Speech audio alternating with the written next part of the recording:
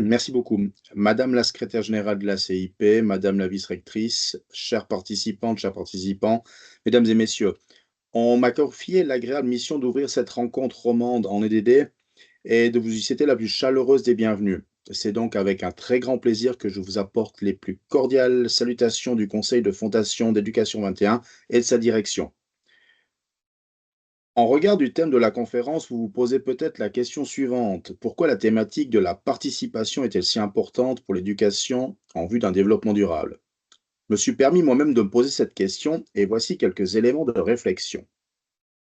Tout d'abord, que veut dire participer? Participer signifie avoir son mot à dire, être associé aux décisions et prendre des responsabilités.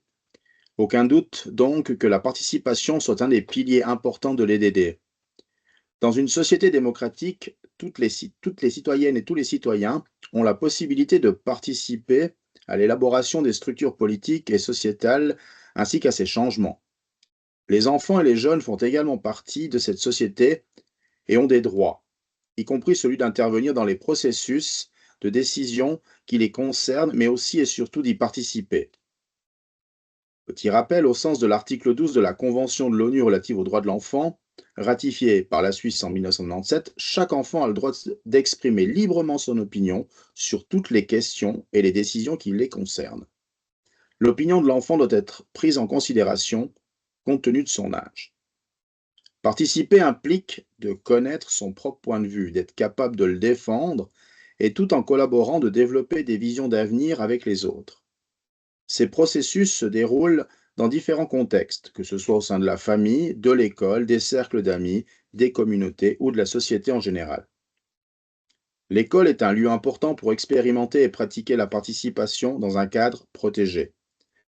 Elle peut s'exercer au travers de la vie de l'établissement, comme les conseils d'établissement ou de classe, lors d'événements particuliers ou encore lorsque les jeunes sont associés à des projets d'établissement. La participation devrait idéalement s'exercer dans toutes les disciplines et domaines de la vie scolaire.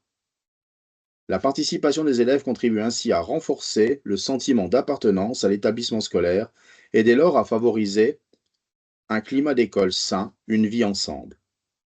La participation n'est pas uniquement un droit ou un devoir, mais également un principe d'action et une méthode ainsi qu'une compétence transversale dans le domaine de l'éducation.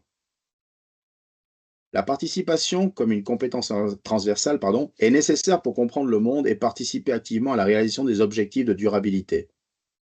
Pour trouver des solutions politiques et sociales, il faut des compétences transversales qui sont exercées et encouragées dans différentes situations. Les apprenants ne sont pas les seuls à devoir entraîner des compétences participatives. L'enseignante et l'enseignant, le formateur ou la formatrice, les équipes de direction doivent eux aussi avoir le courage et les compétences nécessaires pour mettre à la disposition des élèves et des jeunes un espace leur offrant des opportunités participatives, sensées et pour les accompagner dans une telle démarche. La participation des élèves est conçue comme l'un des objectifs de l'EDD. Un enseignement fondé sur la participation donne les moyens aux élèves de jouer un rôle actif dans la construction de leur présent, de notre présent et de l'avenir. La mise en œuvre de problématiques durables nécessite différentes stratégies et approches. Les méthodes et compétences participatives peuvent être testées et développées à tous les âges et à tous les degrés de la scolarité. Les directions d'école doivent soutenir les enseignantes et les enseignants, les apprenantes et les apprenants dans la pratique de démarches participatives.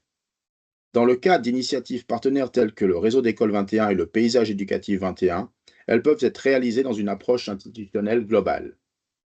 Éducation 21, et bien entendu les enseignants, soutient toutes les initiatives qui visent à encourager la participation effective des élèves dans la classe et dans la vie de l'établissement scolaire.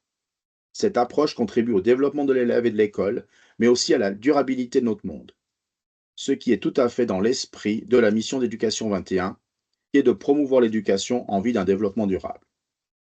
Cette journée est, de mon point de vue, extrêmement intéressante, très importante. Je me réjouis de suivre les différents échanges.